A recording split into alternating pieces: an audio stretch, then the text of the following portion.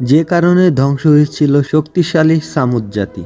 পৃথিবীর মধ্যে একসময় সামুদ জাতি অর্থশীল ও শক্তিশালী ছিল। তাদের সুখ শান্তি কোনো কিছুর কমতি ছিল না। তারা বড় বড় প্রাসাদ ও পাহাড় কেটে দালান কোঠা নির্মাণ করত। তারা শিল্প ও নকশা করে পাথর দিয়ে খুব সুন্দর করে প্রাসাদ নির্মাণ করতেন।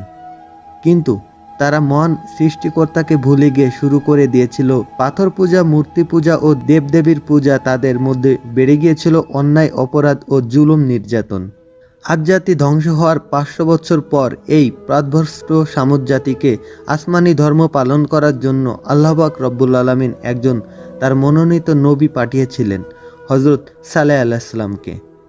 আল্লাহ তাআলার মহাগ্রন্থ আল কোরআনে ইরশাদ করেন, আমি সামুদ সম্প্রদায়ের কাছে তাদের ভাই সালেহকে পাঠিয়েছিলাম এই মর্মে যে, তোমরা আল্লাহর ইবাদত করো।